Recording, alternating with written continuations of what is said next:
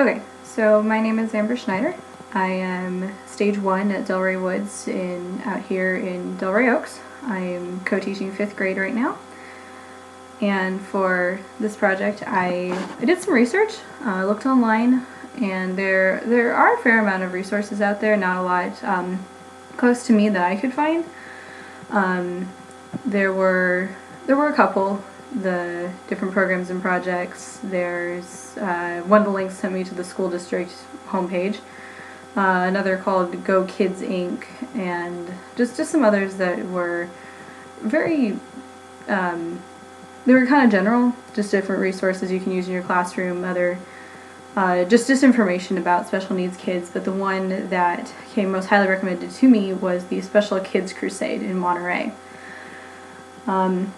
So their mission statement is, the mission of Special Kids Crusade is to work together with families and the community to develop resources, raise awareness, and provide support for children and their families.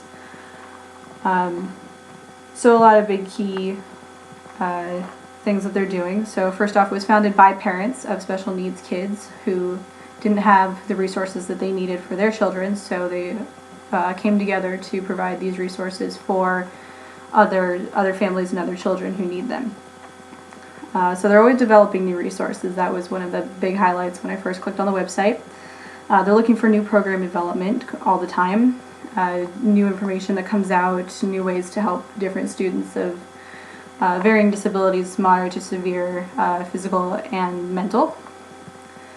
So they're always working on existing programming enhancement, so anything new that comes up, they're trying to incorporate it, always trying to do the very best that they can for the kids that they help. And then another big one is resource networking. Consistently throughout most of the links on their webpage, they were talking about raising awareness and just getting the information out there, because more people, they find that those who don't help or don't know how just don't know how to help. And the biggest thing with really with anything is to raise this awareness and inform the people who are involved in the community. And they're raising awareness through media relations. They have a Facebook page, and they have a newsletter as well. They organize special events, and I'll get into those a little bit more in a minute. And then, like I said, ability awareness. It's not just enough to give this awareness about what these kids are going through and how you can help, but also what they can do. People tend to think that these students and these children are completely incapable of doing anything when that just isn't true. So one of their big key factors is providing support, not just for the children but for their families as well. A lot of parents, especially in areas where maybe they don't have that high of an income, they need a place to go to help their children.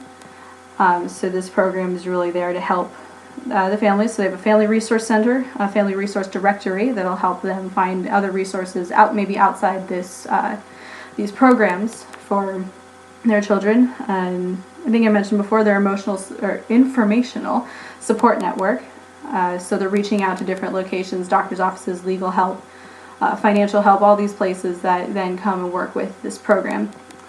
And then educational advocacy. Many of the schools that I've been to in the past, they don't have this issue of just ignoring their special needs kids, but if those needs are not being met, then this program will step in and help them.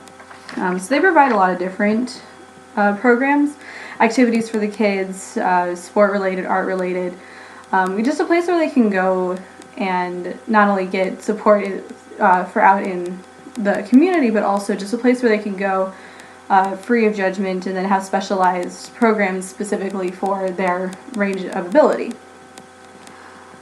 So they just had their 8th annual Disability Awareness Day on Thursday, October 1, and coming up tomorrow is their performing arts event, where the students and children are showing off what they can do, different varying performing arts, dancing, music, all kinds of stuff. And that's ages 12 to 22. And another event coming up, and I didn't get the date on this one, is a sibling-specific workshop. It's specifically for siblings of disabled students. disabled and other, keep saying students. So like I said, they have these special kids programs tailored to their ability both mentally and physically. They have respite services, ability awareness training, so for parents and other community, family, friends who can go to this training to better learn how to help support their child with these disabilities. They have their own basketball team, and they have all, as I've been saying, all the resources for the family. So there are ways to help out. They take donations. There's also volunteer positions at the center. And one of the biggest takeaways that I got from this was that they have, under their, I think it's under the resource tab, they have a statement that says, "I belong." And the long and the short of that one is that inclusion means belonging, and all kids want to be included, and they want to feel like they belong, and that's what this program is trying to do, is give them that place where they belong, give them that sense that they are included and they have a place to go. So this is the Special Kids Crusade. You can find them at specialkidscrusade.org. They have an email of mail@specialkidscrusade.org. They are located at 1900 Garden Road in Monterey.